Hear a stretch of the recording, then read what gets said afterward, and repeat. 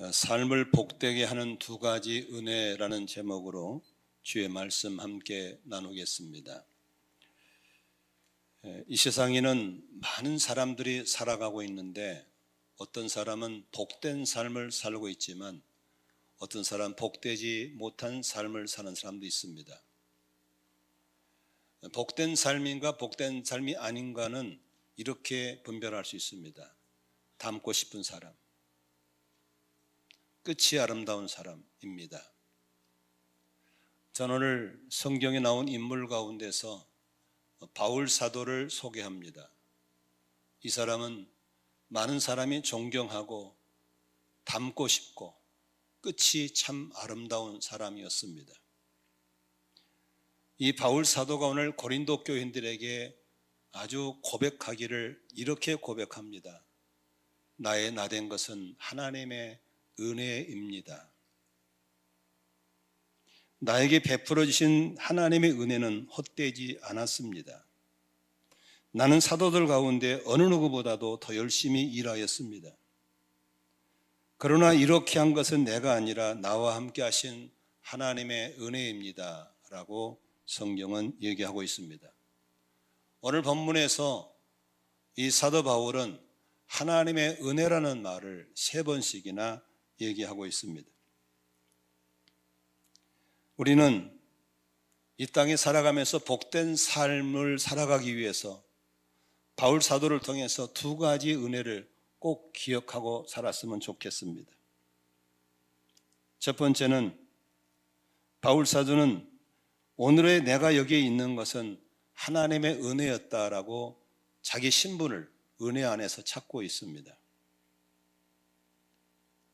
여러분, 우리는 어느 날 내가 눈 떠보니까 그리스도인이 되었고 하나님의 아들, 딸이 되었고 하늘의 영생을 누리는 자가 되었습니까? 절대 그렇지 않습니다. 다른 모든 종교는 사람이 신을 찾아가서 구원을 달라고 요청을 합니다. 근데 우리 기독교는 그렇지 않습니다. 우리가 신을 찾아가서 나 좀 구원해 주세요 한 적이 없습니다. 우리가 구원받은 것은 하나님이 우리를 찾아와 주신 겁니다.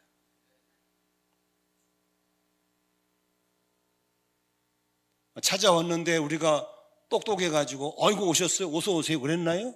아니에요. 우리는 영적인 눈이 닫혀서 뭐가 죄인지 뭐가 바른 것인지를 모르는 영적인 우명자들이었습니다. 어느 날 갑자기 눈 뜨니까 예수가 믿어지던가요? 아닙니다. 우리 같은 돌덩이 같은 인생들을 살려내려고 먼저 믿는 분들 속에 우리를 심어주고 우리를 위해서 기도하게 하셨습니다. 그래서 누군가의 복음 전도자를 보내셔서 우리에게 죄를 알려주고 심판을 알려주고 예수 믿어야 구원받는 복음을 전해줬습니다. 그런데 똑똑해가지고 영리해가지고 듣자마자 그래요? 바로 믿었나요? 아닙니다. 거절했고 돌이켰고 싫다고 했었습니다. 그런데 이 우명자에게 성령님이 오셔서 영적인 눈을 열어주시고 복음이 들려지게 하시고 믿어지게 하셔서 예수 그리스도를 나의 주님으로 고백하게 된 줄로 믿으시기를 바랍니다. 예수 믿고 나니까 금방 확 변해든가요? 아닙니다. 나를 변화시키는 것은 나의 노력으로 되는 게 아닙니다. 성령님이 오셔서 내 영혼을 거듭나게 하신 겁니다. 그리고 피덩이처럼 작은 생명체 이 땅에 던져놓고 너 이제 잘 살아봐 이렇게 하셨나요? 아닙니다.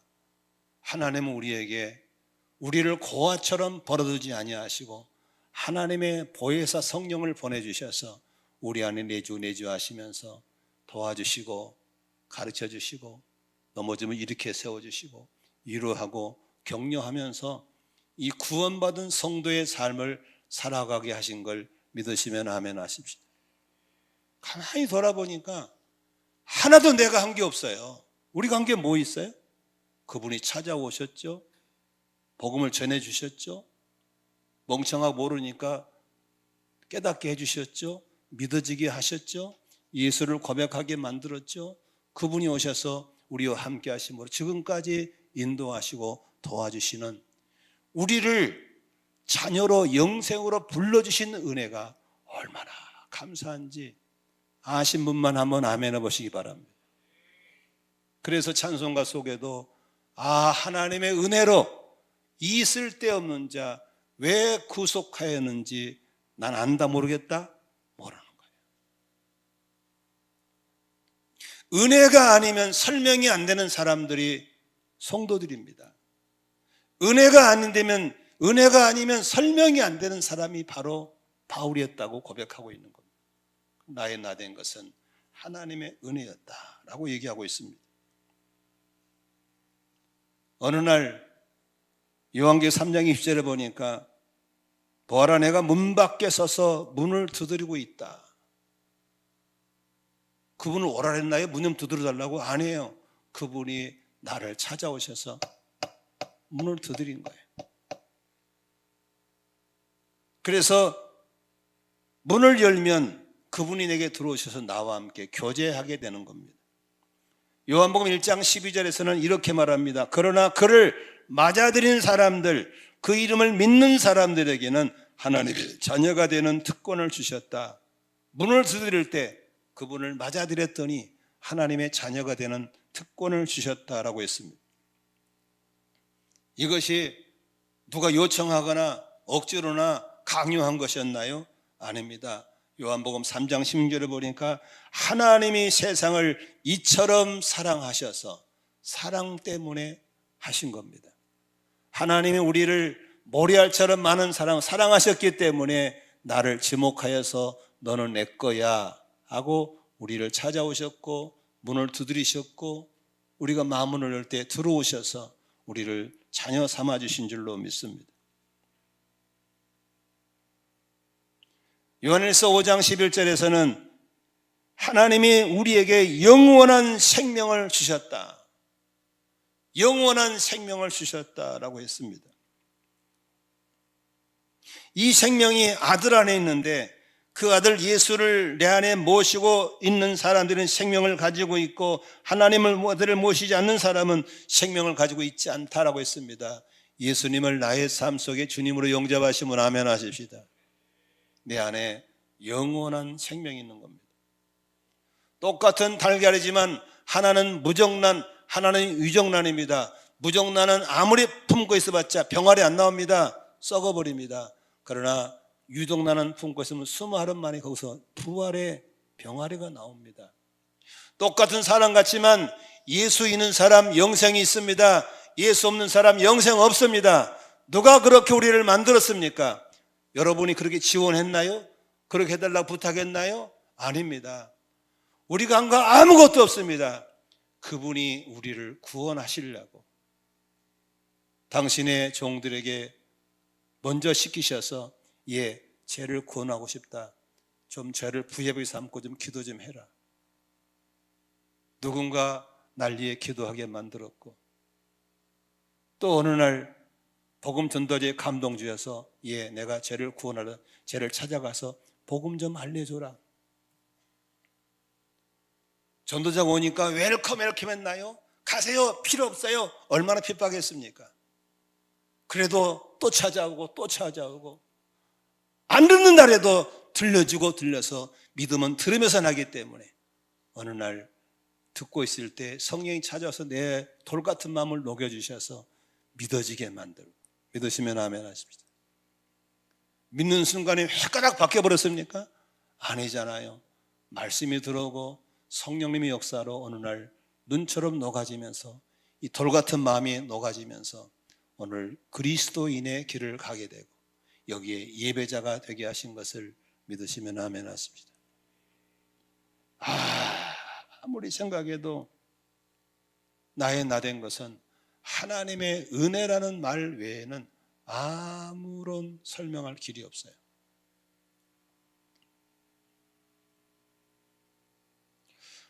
이번에 며칠 전에 미국의 트럼프 대통령이 취임한다고 전 세계에서 수만 명을 초청했습니다.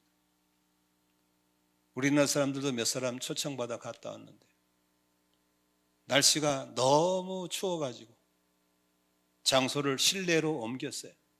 그래서 초청받아 갔는데 들어가지도 못하고 요간방에서 호텔에서 텔레비 보고 갔다 왔어요. 그래도 그 사람들은 거기에 초청받은 게 감사해가지고 가문의 영광이라고 게스트, 그 명찰 게스트 그곳이 갑옷처럼 돼가지고 액자에 달아놓고 그러더라고요.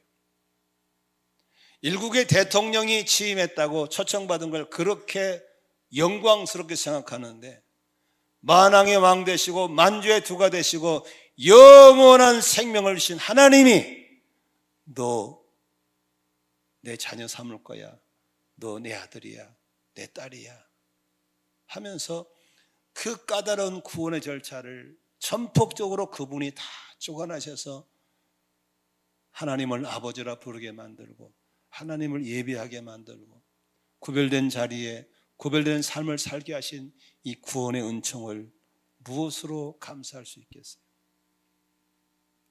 구원받은 것에 대한 감격이 있기를 바랍니다. 이렇게 오늘 앉아서 예배할 수 있는 거 감사하시길 바랍니다. 어떤 놈이 나를 불러가 이렇게 귀찮게 굴어? 왜 엄마는 내 의견 누붙지 않고 교회 다니게 만들었어? 이따위 모태 신앙들은 안 됩니다. 눈물을 흘리면서 감사하면서 내가 구원받은 게 너무 감사하고. 우리 아이들은 뱃속에 있을 때부터 목사의 아들로 목사의 딸로 태어났습니다. 감사한 건 이 아이들이 요새 그런 말 잘합니다. 엄마 아빠는 이렇게 구원의 확신을 갖고 천국의 소망을 두고 사는 아들 딸로 길렀으니 성공한 거예요 라는 말을 해줍니다. 감사하죠. 만일에 그네들이 왜 엄마 아빠는 우리의 동의도 안 받고 교회를 데리고 다녔어요? 이렇게 했다면 참 힘들 건데. 그래 내가 그랬어요. 다른 어떤 것보다도 구원받은 은총을 갖고 감사하는 것은 효도하는 거다. 하나님께 효도하는 것이고 부모님께 효도하는 것이다. 이렇게 칭찬했습니다. 복된 삶이 되기를 원하시면 아멘 하십시다. 예수 믿고 구원받아서 영생으로 부름받은 거 감사해야 됩니다. 은혜 잊지 않기를 바랍니다. 오늘 집에 가서 하나님의 은혜로 이 쓸데없는 자 왜 구원해 주셨는지 난 알 수 없도다. 이 찬송을 부르면서 좀 눈물 좀 흘려보시고 눈물 안 나면 안약 좀 넣어서라도 눈물 흘리시길 바랍니다. 사람이 좀 너무 그 당연하게 생각할 게 아니잖아요. 얼마나 감사합니까?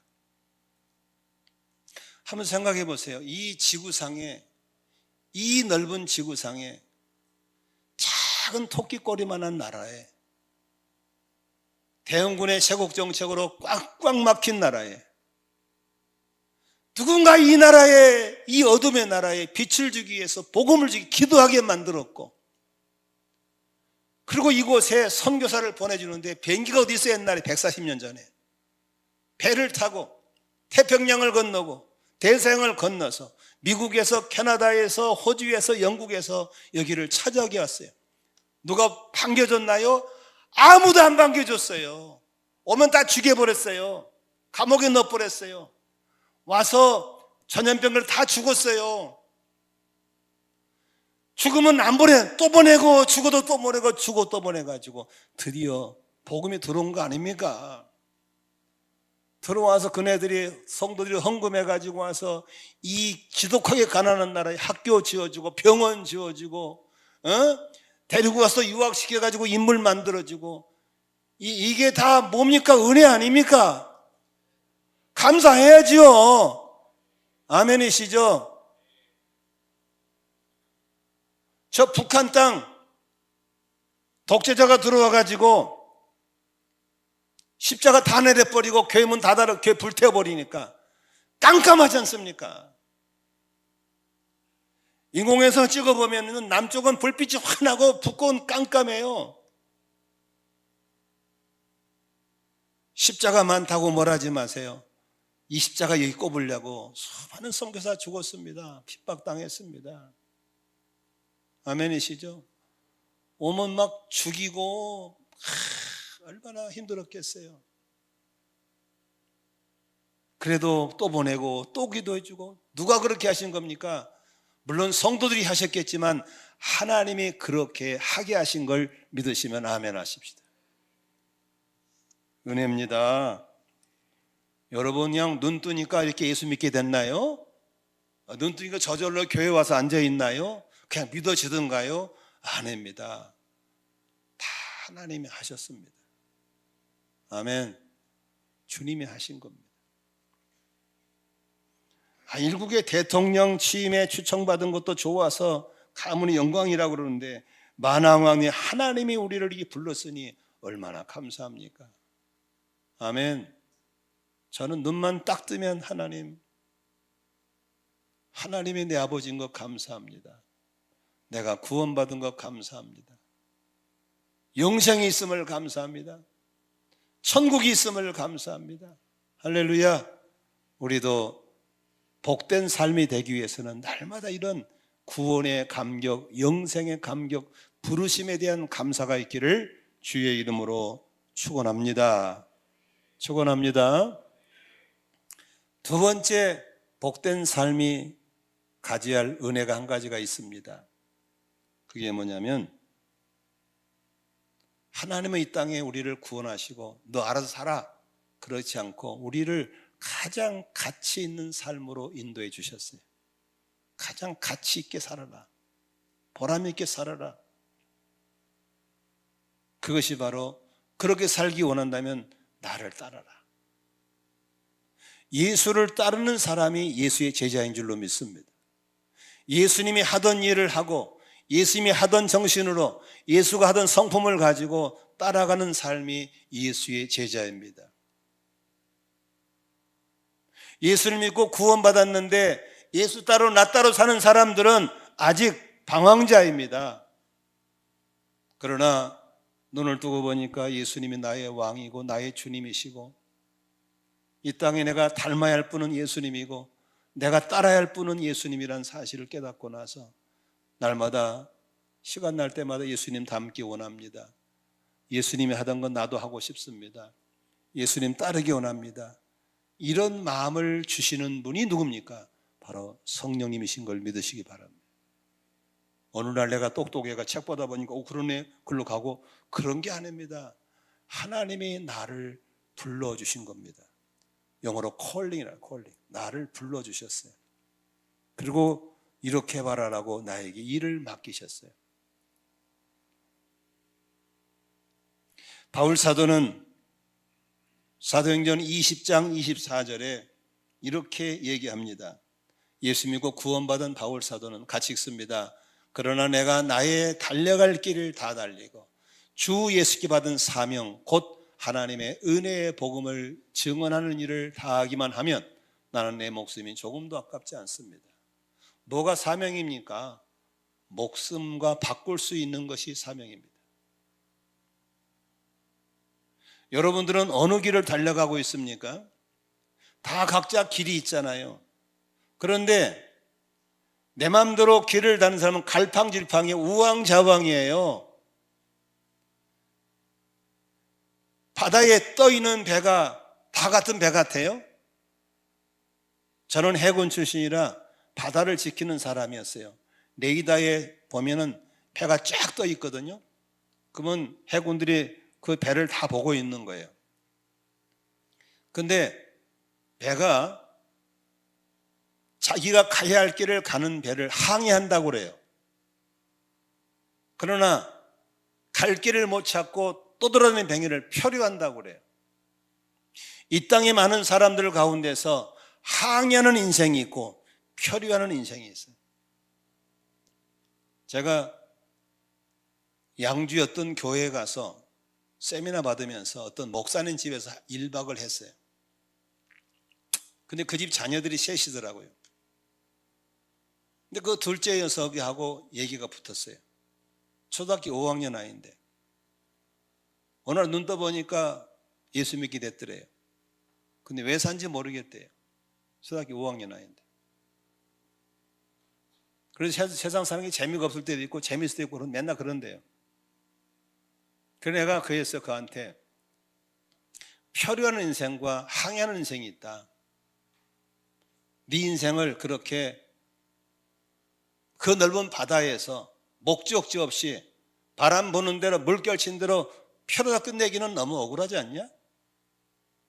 너의 길을 정해서 파도를 가르고 비바람을 헤치고 한번 가보지 않을래? 그랬더니 얘가 목사님 나 표류 안 할래. 항해할래요. 그래 그렇게 해봐라. 내가 돈 10,000원을 줬어요. 근데 얘가 지금 고등학교 다녀요. 뭐 한 줄 아세요? 체육부 들어가 조정선수예요. 조정선수. 이 체대에 들어간대요. 그 아빠를 통해 연락이 왔어요. 아빠, 김 목사님 만나면 전해주세요. 나는 지금 항해하고 있다. 나는 이 늙어가서 이제 뭐 죽을 날 기다리는 사람들한테는 별로 얘기 안 해요. 왜냐하면 이제 정리할 게 얼마 안 남았으니까. 그러나 앞으로 나는 살 날이 많이 남았다라고 생각되신 분은 반드시 생각하셔야 됩니다. 표류하면 안 됩니다. 항해하셔야 됩니다. 나는 누구이고 나는 무엇을 위해서 왜 사는가에 대한 해답을 가지고 살아야 될 줄로 믿습니다. 그렇지 않고 남 따라서 이렇게 했다 저렇게 하다가 우왕좌왕 갈팡질팡 너무 억울하지 않습니까? 인생이. 그렇게 게임이나 하고 앉아있고 유튜브나 보고 앉아있고 밥 먹고 잠이나 자고 돈 없으면 알바 가서 또 사다가 며칠 보내고 또 돌보는 데 가고 이게 뭐 하는 겁니까? 목적이 있어야죠. 근데 하나님은 예수 제대로 믿는 사람들은 절대로 그렇게 놔두지 않습니다. 반드시 하나님은 우리에게 할 일을 주실 줄로 믿습니다. 목적을 주실 줄로 믿습니다. 너는 이렇게 살아봐라고 이렇게 살아라고 주실 줄로 믿습니다. 바울은 이 은혜를 감사하고 있는 겁니다. 바울은 본래 교회를 핍박하는 사람이었어요. 예수 안 믿는 사람이었어요. 예수 믿는 사람을 잡아다 감옥에 놓고 죽이고 괴롭히는 사람이었어요. 그런데 어느 날 예수님이 그를 찾아왔어요. 찾아와서 너 왜 나를 괴롭히냐? 예수를 만나 주셨어요. 그때 찾아온 예수를 영접해서 구원받았어요.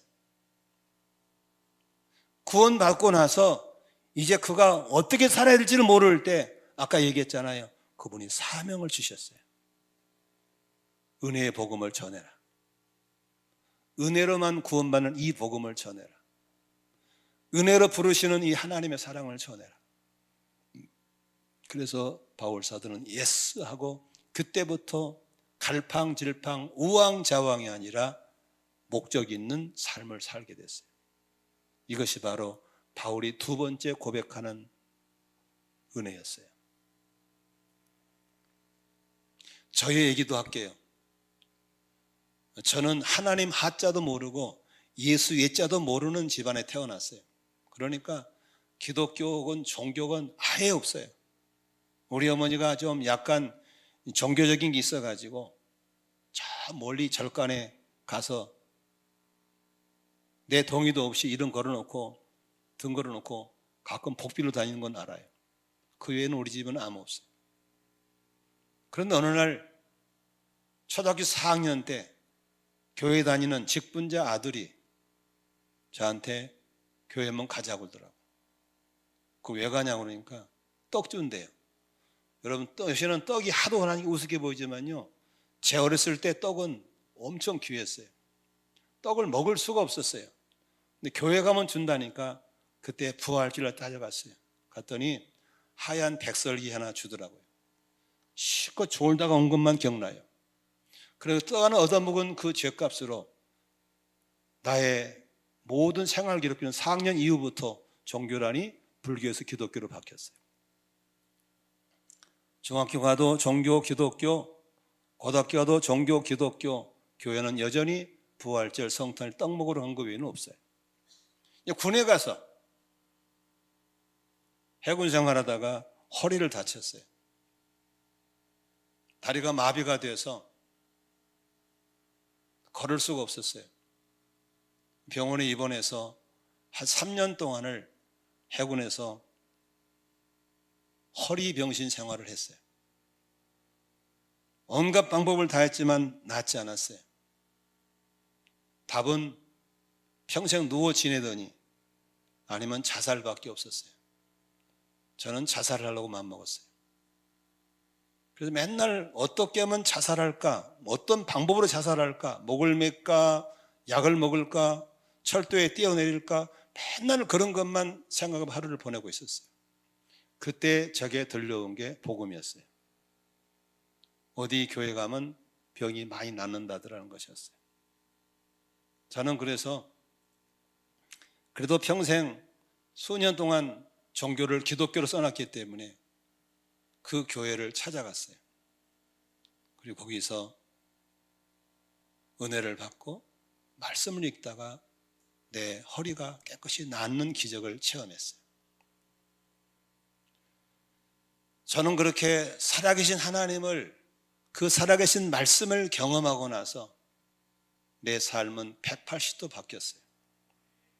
예수님을 나의 주님으로 영접하고 병고침 맞고 나서는 내 삶은 표류한 인생이 아니라 항해한 인생으로 바뀌었어요. 성교단체에 들어가가지고 체계적인 말씀을 양육받고 저는 그때부터 영혼 구원을 위해서, 기도를 위해서 길거리에 산속으로 뛰어들어갔어요. 얼마나 많이 기도했는지 몰라요. 항상 목이 걸걸하게 쉬어 있었어요. 방언기도, 철학기도, 금식기도. 금식을 많이 할 때는 1년에 40일씩 했어요. 40일 더 했을 거예요 아마. 열흘 금식, 일주일 금식, 3일 금식. 왜 이렇게 금식을 많이 하는지 몰라요. 그러면서 자연스럽게 한 번도 꿈꾸지 않았던 신학교를 가게 됐어요. 신학교 가서도 오로지 전도, 기도밖에 몰랐어요. 여의도 순복음교회 교구장을 했기 때문에 당연히 나는 여의도 순복음교회에 남을 줄 알았어요. 그런데 저는 어느 시골 농촌음악교회에서 담임으로 청빙이 왔어요. 설교를 했는데 교인들이 나를 담임으로 요청한다는 거예요. 기도해 보니까 하나님이 가라는 마음을 써서 가겠다 그랬더니 한 가지 조건이 필요하대요. 결혼을 해야 된다는 거예요. 저는 아직 결혼하지 않았다고 그러니까 결혼하지 않아도 되는데 사람만 정해지면 된대요. 정한 사람이 없다고 그랬어요. 그랬더니 그 교회에서 나를 필요로 하는데 그 조건이 안 갖춰지니까 난감하게 됐어요. 그때 그 담임 목사님이 한 여자를 소개시켜 준 게 지금의 홍송희 씨예요. 저는 거기를 가야 된다는 하나님의 부르심 앞에 어떻게 생긴지도 몰라요. 사진도 본 적이 없어요. 그냥 찾아가서 다방에 나오라 그러고 나왔을 때 바로 나랑 같이 농촌교회 가자고 그랬어요. 그러니까 우리 아이들은 있을 수 없는 일이지만 사실이 그랬어요. 그만큼 성령이 취해 있었고 사명에 취해 있었고 주님이 가라면 가고 죽으라면 죽겠다는 사명에 불타 있을 때였어요. 근데 저 여자도 뭐가 씌었는지 3일 만에 그렇게 하겠다고 결정이 왔어요. 그래서 우리는 만나자마자 결혼하자고 그랬고 3일 만에 결정하고 한 달 반 만에 시골리고 금년에 만 40년 살았어요. 저는 이 바울이나 저를 봤을 때 여러분도 마찬가지일 거예요. 한 번도 내가 이 길을 이렇게 하리라는 상상 계획해 본 적 없어요. 전폭적으로 그분이 하셨어요. 너는 언젠가는 해군에 가게 될 거야. 언젠가는 허리가 다칠지 몰라. 그러면 그때 너 꽥소리 뭐 예수 믿게 될걸? 그러면 너도 신학교 가게 될걸? 그리고 목사하게 될걸? 상상 한 번도 해본 적이 없어요. 오히려 저는 내 계획은 그게 아니었어요. 저는 초등학교 다닐 때 우리 담임 선생님이 하도 멋있어서 난 초등학교 교사가 되는 게 내가 솔직히 바라는 한 바람이 있었어요. 너무 가난했기 때문에 저는 돈을 많이 버는 것도 하나의 내 생각 속에 있었어요. 그러나 하나님은 한 번도 내 생각이 아니라 당신의 뜻을 나를 통해 펼치기 시작하셨어요. 나는 한 번도 안산에 와서 목회하리라는 생각 꿈에도 해본 적 없어요. 어느 날 눈 떠보니까 내가 안산에 와 있더라고요. 나는 교회를 개척하고 여러분들을 만나리라고 생각해 본 적 없어요. 하나님이 하셨어요. 저는 돌이켜보면은 구원받은 것도 너무나 감사한데 복음이 나를 사로잡아 주시고 성령이 나를 사로잡아 주시고 저렇게 좋은 아내를 만나게 하시고 이렇게 좋은 교회를 세우게 하시고 이렇게 20년, 30년 넘도록 함께 걸어가 주시는 신실한 여러분들을 만나는 것, 난 너무너무 감사해요. 이 은혜를 잊을 수가 없어요. 사람들은 나처럼 40년 넘게 살면 부부지간에 권태도 느낀다고 그러는데 저는 그게 없어요. 너무 아내가 감사하고 고맙고 이쁘고. 우리 젊은 청년들이 나보고 그래요. 목사님, 목회를 40년 넘게 하면 안 지루하세요? 이 자식이 무슨 답을 들으려고 그렇게 물은지 모르겠어요. 목사님, 한 직장에 그렇게 다니면 실적 난데 교회 30년 넘게 있으면 실적 안 나세요? 이런 고약한 질문함도 있어요. 저는 한 번도 꾸밈없이 얘기합니다. 한 번도 실증이나 권태를 느껴본 적이 없어요. 저는 하나님이 저를 이렇게 목회자라는 사명자로 불러주신 거 너무너무 감사하게 생각해요. 하나님의 부르심의 은혜 앞에 우리 감사하시기를 바랍니다. 나를 부르셔서 영생을 얻게 하시고 나를 부르셔서 누군가 나를 위해 기도했기 때문에 내가 된 것처럼 나도 이제 누군가를 위해 기도해주고 누군가 나에게 복음을 전해줬기 때문에 구원받게 된 것처럼 나도 누군가의 삶으로 입으로 복음을 전해줘야 되고 누군가 나를 섬겨주고 기다려줬기 때문에 오늘 내가 된 것처럼 여러분도 누군가를 섬겨주고 좀 기다려주는 사명자의 길을 갈 수 있기를 축복합니다. 여러분 40년 넘게 목회를 해도 제가 이 정도인데 제가 초창기 때는 얼마나 개판 같았겠어요. 한번 생각해. 제가 31살 때 담임으로 갔거든요. 상상을 해보세요. 그게 목사인가 완전히 면도칼 같고 완전히 군대 조교 같고 그런 나를 그 시골 교인들이 다 품어주고 기다려주고 36살 때 이 교회를 개척했는데 지금도 제가 못난 부분이 많은데 얼마나 심했겠어요. 그때 저를 기다려주고 기도해 주시는 그 훌륭한 성도님들 때문에 오늘 내가 있는 거 아닙니까? 우리 목자 목녀님들 너무 존경스럽고 훌륭한 일 하고 있는 겁니다. 목자 목녀 되기 전에는 신앙의 폭이 좁았어요. 예? 목자 목녀 되기 전에는 내만 기도하면 돼요. 목자 목녀 되었더니 목원들을 챙겨야죠. VIP 기도해 줘야죠. 신앙 어린 목원들 섬겨야죠. 기다려 줘야죠. 속상해 참아야 되죠. 얼마나 어려워요. 그러나 중요한 건 주님이 그 길을 가라고 불러주신 거 감사하잖아요.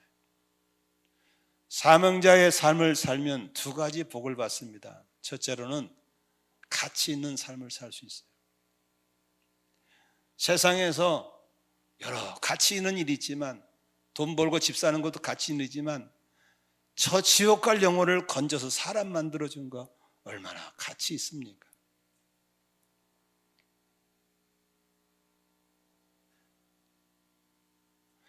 이 땅에 불면 날아갈 것 모은데도 온 공을 다 드리는데 하늘에 상급 쌓도록 은혜 주신 거 얼마나 감사해요. 이런 가치 있는 삶으로 불러주신 것이 하나님의 은혜인 줄로 믿습니다. 많은 사람들이 신앙생활을, 인생을 좀 편안하게 살고 싶어 합니다. 모든 전자제품이 뭔지 아세요? 편리한 것이 비싸거든요. 하나 해볼까요? 옛날에 TV는 어떻게 했어요? 가서 채널 돌렸어요. 두루룩 두루룩. 그렇죠?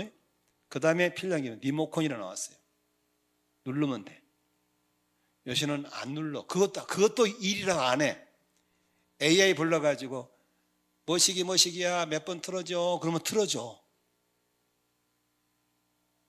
그게 비싼 거예요. 사람들은 편안함을 좋아해요. 신앙생활도 편안한 걸 좋아해요. 아무것도 안 하고 다 준비돼 놓고 딱 앉았다 오면 좋은 교회라고 그래요. 좋은 교회 아닙니다, 여러분. 그게 무슨 좋은 교회입니까? 그래서 간 사람이 대형 교회 많이 가요. 다 준비됐어요. 딱 앉았다 오면 돼. 뭐가 좋은 교회입니까? 한 영혼을 위해서 힘쓰게 하고 아파하고 기다리고 땀 흘리고 애쓰고 섬기고 불편하지만 그렇게 하게 하는 교회가 좋은 교회라는 것을 인지하시는 수준이 높아지기를 주의 이름으로 축원합니다. 아멘.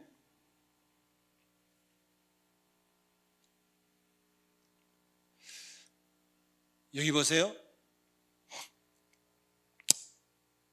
영생의 부르심 때는 내가 선택을 할 수가 없어요. 찾아와서 나를 믿어지게 했으니까. 그런데 사명자의 부르심은 순종 여부는 내가 선택할 수 있어요. 그래서 요나 같은 경우는 불렀지만 싫다고 다시서 도망갔어요. 물론 나중에 돼지고 혼나고 돌아왔지만, 수많은 사람들이 이렇게 가치 있는 삶으로 불었지만 이런 이유 저런 이유로 뺀들거리면서 안 돌아온 사람도 있어요. 있을 거예요. 나는 섬김을 받기를 좋아하는지 섬기는 사람인지, 나는 가진 것을 주기를 좋아하는지 더 많은 걸 받기를 좋아하는 사람인지 우리가 선택할 수 있는 것입니다. 저는 하나님의 은혜로 결정했습니다. 누구를 만나든지 나는 가진 걸 주며 살 거예요. 누구를 만나지 나는 그 사람을 먼저 섬기는 사람이 될 거예요. 그래서 저를 만난 사람은 동작이 느리면 밥값을 내는 기회를 주지 않습니다. 항상 저에게 당합니다. 아니 목사님 언제 밥값을 내버렸어요? 나는 그게 전문이거든요. 나보다 밥값을 먼저 내는 사람은 상당히 앞선 사람입니다. 누가 오든지 나는 그냥 보내지 않고 뭔가를 주려고 애씁니다. 얼마나 행복한지 몰라요. 왜 나를 그렇게 복되게 만들었는지 모르겠어요. 믿으시면 아멘 하십시오. 주변에 보면은 소외된 사람들 많아요. 지금 아프리카에 이 선교사님이 소말레 해적에게 잡혀가 있어요. 8월에 납치당했어요. 생각하면 너무 마음이 아파요. 그 친구는 간질기도 있어요. 약 없으면 수시로 쓰러져요. 그 해적 새끼들이 그걸 봐주겠어요? 온 가족은 지금 밤잘 못 자고 있어요. 혹시 죽여버릴까 봐서. 나도 너무 괴로워요. 마음이 아파요. 그래서 아프리카에 임정규 선교사님한테 연락해서 좀 알아봐 달라 했더니 임성규사님 저한테 편지가 왔어요. 아우 목사, 목회도 바쁠 건데 어떻게 이렇게 아프리카에 있는 선교사까지 챙기고 있어? 너무 고마워. 너무 감동이야. 제가 한 게 아닙니다. 주님이 하신 겁니다. 몇 주 전부터 1시간씩 방언 기도를 하는데 급하게 그분 생각이 나는 거예요. 그분이 궁금한 거예요. 그래 알아봤더니 그렇게 해적이 잡혀가 있더라고요. 하나님이 저를 통해 기도하게 하시려고 그렇게 생각나게 하신 걸 믿습니다. 우리 모두 이렇게 깨어서 한 번밖에 못 사는 삶인데 가치 있는 삶을 살아갈 수 있기를 축복합니다. 이렇게 사명자의 길을 갈 때는 영향력 있는 사람이 될 수 있습니다. 가정교회 목연수라든지 컨퍼런스 가면 많은 간증자들이 나옵니다. 변화된 간증이죠. 그 간증의 내용은 다 이런 내용입니다. 이러이러한 목자를 만났습니다. 부목자님이 내가 안 믿을 때 저를 VIP 삼고 기도했던 분입니다. 내가 그렇게 핍박하고 거절해도 끝까지 찾아서 복음을 전하신 분이 그분입니다. 나의 변화를 눈물로 기도하신 우리 목자님이십니다. 나를 섬겨주신 목자님이십니다. 나는 목자님 때문에 오늘의 내가 되었습니다. 이런 간증 많이 들어보잖아요. 나도 이제 목자님처럼 살 겁니다. 나도 우리 목자님처럼 나도 목자가 되겠습니다. 이런 분이 나오잖아요. 이게 왜 그렇습니까? 바로 사명자의 길을 가는 목자, 목녀를 통해서 영향을 받은 제자가 나오는 겁니다. 이게 바로 신약교회이고 이게 바로 가정교회인 걸 믿으시면 아멘 하십시다. 아멘. 목된 목자를 만났으면 나는 저 따위 목자 절대 안 해. 나는 교회 떠나면 가정교회 안 할 거야. 이런 분이 나오면 되겠어요? 우리 가치 있는 삶으로 영향력 있는 삶으로 살아갈 수 있기를 바랍니다. 자녀들이 부모님을 찾아와서 엄마 아빠 나는 엄마 아빠를 통해 배운 신앙의 영향력이 지금의 나를 세웠는데 더 이상 해줄 필요 없어. 내가 살아갈 수 있을게. 나를 키워준 것만 너무나 감사해. 좀 이런 말을 들을 수 있는 부모가 됐으면 좋겠습니다.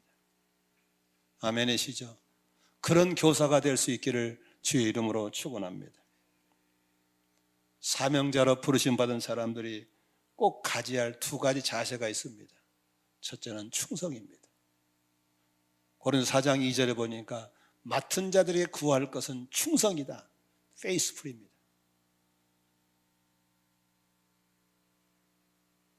바울 사도는 사명자로 부름 받아가지고 나중 끝은 옥살이입니다. 예수 전한다고 유대인들이 고소해가지고 감옥살이에요.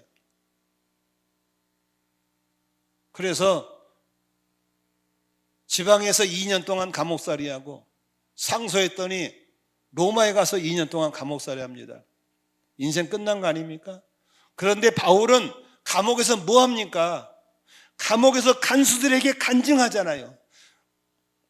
바울은 감옥에서 황제나 높은 사람을 만날 때마다 갇혀있는 것 빼놓고는 다 나천되기 원한다고 간증하고 복음 전하잖아요. 끝까지 충성하는 이 바울 사도를 보십시오. 그것도 부족해서 간수하고 황제에게 간증할 시간 없을 때 뭘 씁니까? 편지를 씁니다. 자기가 세웠던 교회 교인들에게 편지를 쓴 것이 바로 옥중서신 에베소서, 빌립보서, 골로새서를 쓴 걸 믿으시기 바랍니다. 끝까지입니다. 끝까지. 죽을 때까지. 저처럼 나이가 돼서 이제 은퇴가 가까운 사람들에게 흔히 묻는 게 목사님 은퇴하고 뭐 하실 거예요? 그런 질문 수시로 받습니다. 너는 뭐 할 건데? 놀아야죠. 너는 뭐 할 거? 등산 다녀야죠. 사람들이 은퇴는 쉬는 걸로 압니다. 이름 그대로 은퇴는 리타이어입니다. 타이어 갈아 끼는 겁니다. 죽을 때까지 복음을 위해서 죽을 때까지 부르심을 따라 살아가기를 주의 이름으로 축원합니다. 아멘이시죠? 은퇴하고 죽을 날만 기다리고 맨날 방바닥에 누워 있으면 되겠어요? 힘에 맞는 일을 해야 될 줄로 믿습니다. 저는 은퇴하면 목회는 내려놔도 나는 중보기도 할 것이고 힘든 날까지 치유사 갈 것이고 다만 바라기는 병들지 않고 일하다가 자다가 가는 것만 제 바람입니다. 우리 모두 충성 또 충성하시기를 주의 이름으로 축원합니다. 사명자의 마지막 꼭 잡아야 할 게 뭡니까? 끝까지입니다. 끝까지 완주하는 겁니다. 마라톤에서 열심히 달려왔는데 1m, 5m 나게 쓰러져 버렸다. 꼴등입니다. 끝까지 완주해야 될 줄로 믿습니다. 나는 우리 교우들 중에서 우리 장로님들 너무 감사해요. 집사님들, 권사님 너무 감사해요. 우리 교회에서 20년, 30년은 기본이에요. 다 이렇게 같이 가주시는 거 너무 감사해요. 지금 만족하지 말고 끝까지 서로 남은 자들이 먼저 간 자 장례 쳐주고 그렇게 살아갈 수 있기를 바랍니다. 완주하는 겁니다. 아멘이시죠? 완주하는 거예요. 말씀을 정리하고 마치겠습니다.